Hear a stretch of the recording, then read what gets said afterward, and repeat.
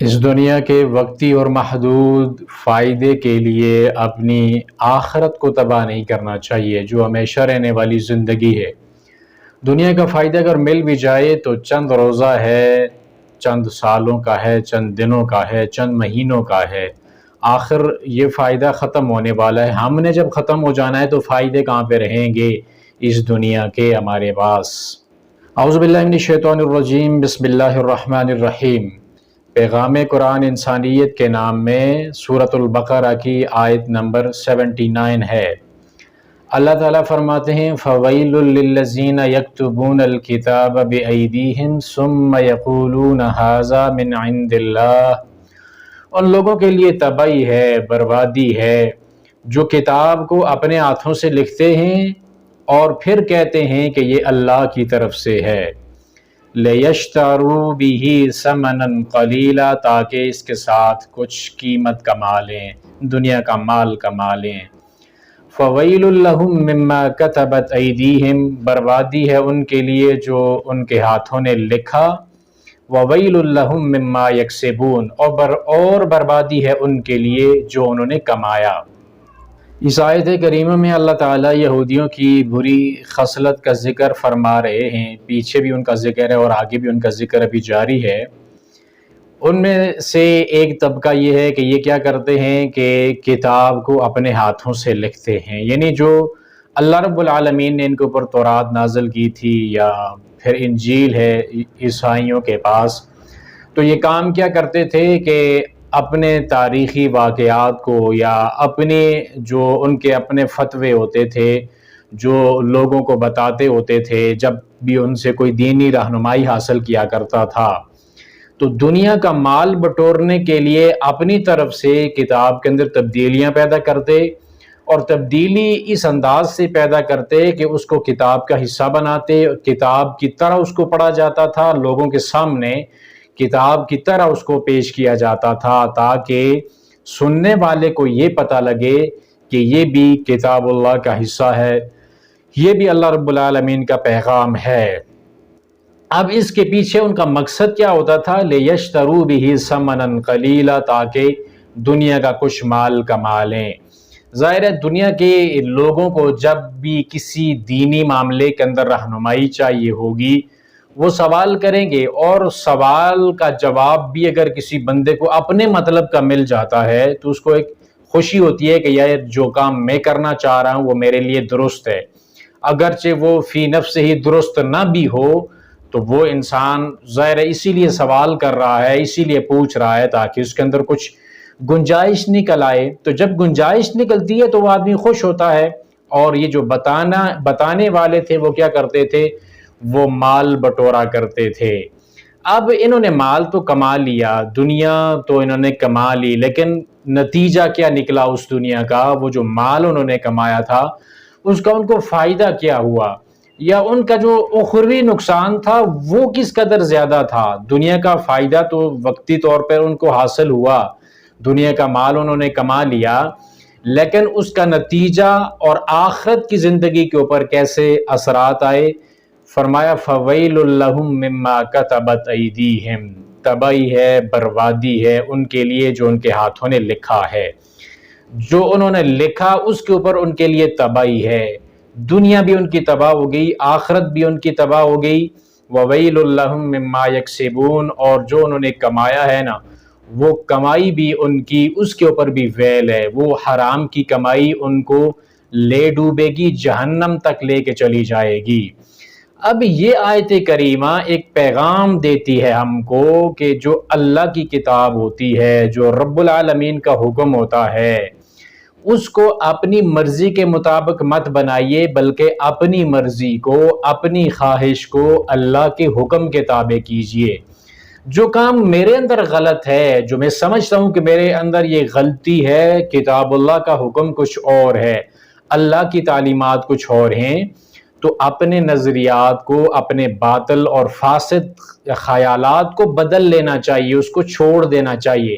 نہ کہ اپنے جو فاسد خیالات ہیں اللہ کی کتاب کو اپنے مطابق بنا کر اس کی دلیلیں پیش کر کے لوگوں کے سامنے ایسے بیان کیا جائے کہ بھائی جیسے یہی اصل عقیدہ ہے، یہی اصل منہج ہے، اور مروڑ کر دلائل کو توڑ کر اپنے مطلب کا مقصد اور مفہوم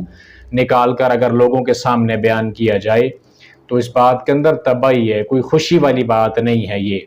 جب ایک انسان اس کے پاس علم موجود ہے، وہ یہ سمجھتا ہے کہ اس کا نظریہ باطل ہے اور اس باطل نظریے کو کتاب اللہ سے ثابت کرنے کی بھی کوشش کرے، اگرچہ دنیا کا مال اس کو مل جائے گا، لوگوں کی واہ واہ اس کو مل جائے گی، لیکن اس کا اپنا نفس اس کو ملامت کر رہا ہوگا۔ اسے اپنے آپ کو تو پتہ چل ہی جاتا ہے نا کہ میں غلط بات بتا رہا ہوں یا میں غلط مفہوم لوگوں کے سامنے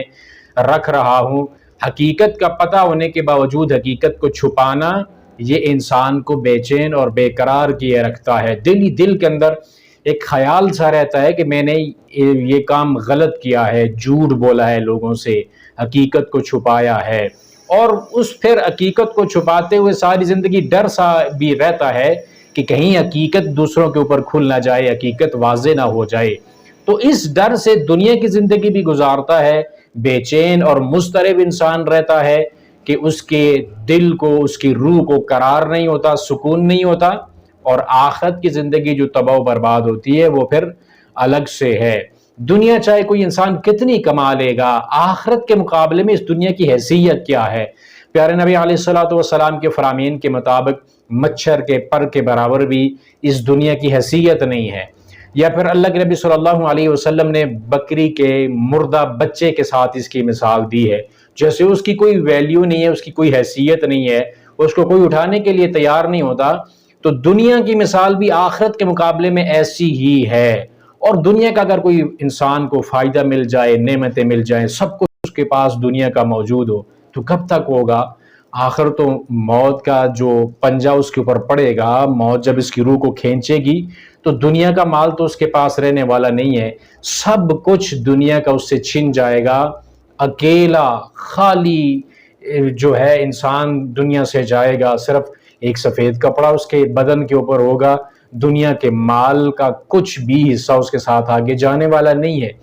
جب یہ چیزیں محدود ہیں اور ان کا فائدہ محدود ہے، تھوڑے وقت کے لیے ہے، تو تھوڑے وقت کے لیے آخرت کی وہ لامحدود زندگی کہ جس کا کوئی کنارہ نہیں، جس کی کوئی حد نہیں اور جس کی کوئی لیمٹ نہیں، اس زندگی کو ہم دنیا کے لیے تباہ نہ کریں۔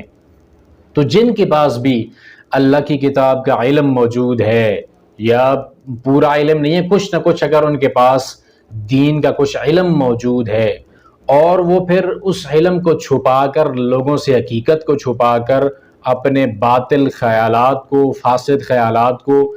اپنے جو ہے وہ قرآن پاک کے ساتھ، کتاب اللہ کے ساتھ دلیلیں دے کر ان کو لوگوں کے سامنے صحیح پیش کرنے کی ایک جسارت کرتے ہیں اور کوشش کرتے ہیں، تو ایسے لوگوں کو ڈر جانا چاہیے کہ اگر ان کے لیے ویل ہے جنہوں نے اللہ کی کتاب کے اندر تبدیلیاں پیدا کی۔ اب ہم لفظی تبدیلی تو کتاب اللہ قرآن پاک کے اندر نہیں کر سکتے، کیونکہ اس کی لفظی جو ہے تبدیلی، اس کا رب العالمین نے خود ذمہ لے رکھا ہے، اِنَّا نَحْنُ نَزَّلْنَا الذِّكْرَ وَإِنَّا لَهُ لَحَافِظُونَ۔ اللہ نے قرآن کو نازل کیا ہے تو حفاظت کرنے والا بھی رب العالمین ہے۔ لفظی تبدیلی کرنا تو کسی کے بس کی بات نہیں ہے، کریں گے بھی تو پتہ چل جائے گا، کیونکہ قرآن لاکھوں سینوں کے اندر محفوظ ہے، زبانی سے لوگوں کو یاد ہے۔ اس کی ایک زبر زیر اور پیش کے اندر بھی کوئی اگر ذرا سی تبدیلی پیدا کرے گا تو دنیا کو پتہ چل جائے گا، ایک منٹ کے اندر پتہ چل جائے گا۔ قرآن پڑھنے والے ہزاروں لوگ، لاکھوں اس دنیا کے اندر موجود ہیں، تو لفظی تبدیلی کرنے سے تو ہم قاصر رہے، لیکن معنوی تبدیلی ہم کرتے ہیں کہ اپنے خیالات اور نظریات جو ہوتے ہیں نا، ان کو ہم ثابت کرنے کے لیے، درست لوگوں کے سامنے ثابت کرنے کے لیے ہم اس کے پیچھے دلیل کہاں سے پکڑتے ہیں؟ کتاب اللہ سے، پیارے نبی کی سنت سے، اور مفہوم ایسا اس کے اندر سے نکالتے ہیں کہ سننے والے کو لگے کہ یہ جو ہے نا، یہ کتاب اللہ کا وہ بیان کر رہا ہے مفہوم، یا پیارے نبی علیہ الصلوۃ والسلام کی سنت آپ کی حدیث کو بیان کر رہا ہے۔ تو حقیقت لوگوں کے سامنے چھپا کر کوئی اور چیز ان کے سامنے پیش کی جاتی ہے، اور حقیقت کا علم خود کو ہو بھی رہا ہوتا ہے کہ میں حقیقت کو چھپا رہا ہوں۔ تو اس طرح کرنے سے دنیا کے اندر دنیا کا ہو سکتا ہے وقتی فائدہ حاصل ہو جائے، لیکن اس محدود فائدے کے مقابلے میں جو آخرت کا نقصان ہوگا وہ بہت بڑا نقصان ہوگا اور اس کی بھرپائی ممکن نہیں ہوگی۔ وہاں جا کر اگر ویل ہے، ویل سے مراد ایک جہنم کی وادی بھی ہے، تو اگر وہاں پہ تباہی و بربادی کا رب اعلان کر رہا ہے کہ یہ بندہ تباہ ہو گیا، برباد ہو گیا، تو پھر آپ کیا سمجھتے ہیں کہ وہ کیسے کامیاب ہو پائے گا اللہ رب العالمین کے دربار کے اندر؟ جسے رب کہے کہ یہ تباہ ہے، برباد ہے، تو اسے کوئی بھی تباہی اور بربادی سے بچا نہیں سکتا۔ جسے رب العالمین جہنم کی طرف دھکیل دے اس کو کون بچائے گا پھر؟ تو اس لیے دنیا کے اندر رہتے ہوئے جو